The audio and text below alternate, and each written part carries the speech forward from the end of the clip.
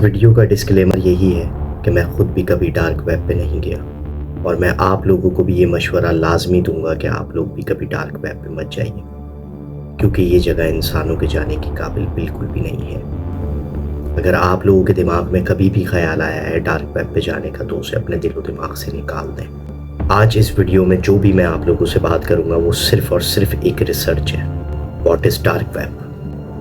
Dark web को समझने के लिए हमें कुछ चीज़ों को सबसे पहले समझना पड़ेगा। If we could talk about the internet, इसकी दुनिया में 3 किस्म की वेब होती हैं: surface web, deep web and the third one, the most dangerous, dark web. Surface web आम लोग यूज़ कर रहे होते हैं, आपके और मेरी तरह, जो फेसबुक, यूट्यूब, इंस्टाग्राम, ट्विटर अपने फैमिली और अपने फ्रेंड से कनेक्ट करने के लिए इस्तेमाल कर रहे होते हैं। बात की जाए अगर इंटरनेट के दूसरे हिस्से की, तो वो आप और मैं इजीली एक्सेस नहीं कर सकते, द डीप वेब। इसका पूरा एक हिस्सा होता है जो सरफेस वेब यूज़ करने वालों को कंट्रोल कर रहा होता है।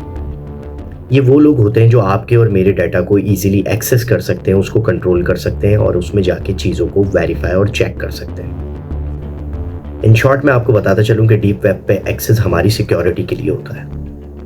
अब बात करते हैं इंटरनेट के सबसे खतरनाक और तीसरे हिस्से के बारे में, जिसको कहते हैं द डार्क वेब।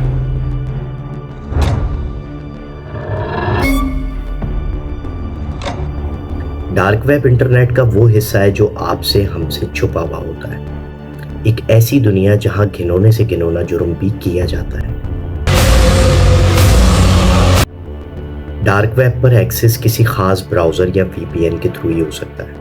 ये 2009 में सामने आया। इसका फाउंडर कौन है, इसे कौन चलाता है, कौन लोग इसको कंट्रोल करते हैं, ये आज तक किसी को भी नहीं पता। डार्क वेब एक अलग ही दुनिया है जहां कोई भी शख्स सामने वाले शख्स को नहीं जानता।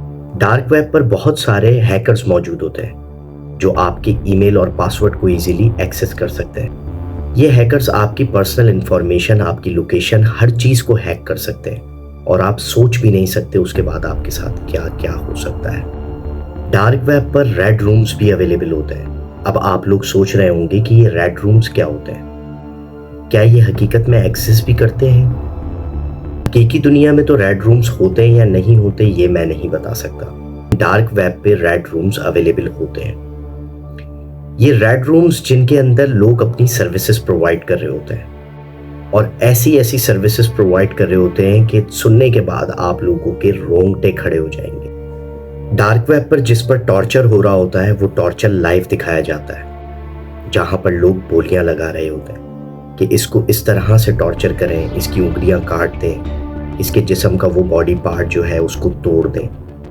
और टॉर्चर करने वाला ये देखकर जो लाइव दिखाया जा रहा होता है डार्क वेब पे, उसके बाद उस इंसान पे उसी तरह का टॉर्चर करना स्टार्ट कर देता है। ये इंतहाई जहनी गलाजत से भरे हुए लोग होते हैं जो इस तरह के टॉर्चर देख के एंजॉय फील करते हैं और वहाँ पे अपनी इन्वेस्ट करते हैं। डार्क वेब पर इंसानी बॉडी पार्ट्स भी बिक रहे होते हैं जिन्हें लोग परचेज कर रहे होते हैं, इंसानी खून को परचेज कर रहे होते हैं।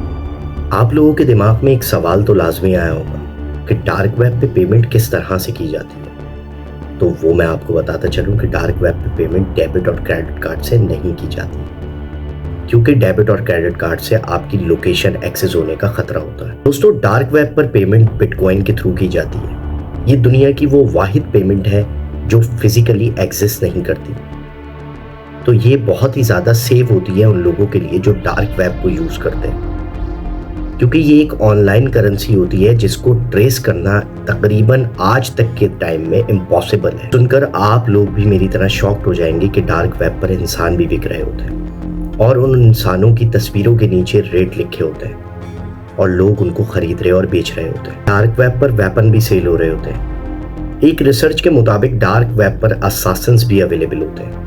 ये मिलिट्री से वो रिटायर्ड लोग होते हैं जो अपनी सर्विसेज बाद में प्रोवाइड कर रहे होते हैं।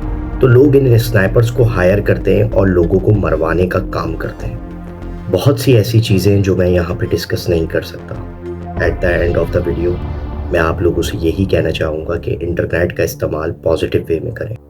And always remember, they are watching you, nobody is safe in the world of internet.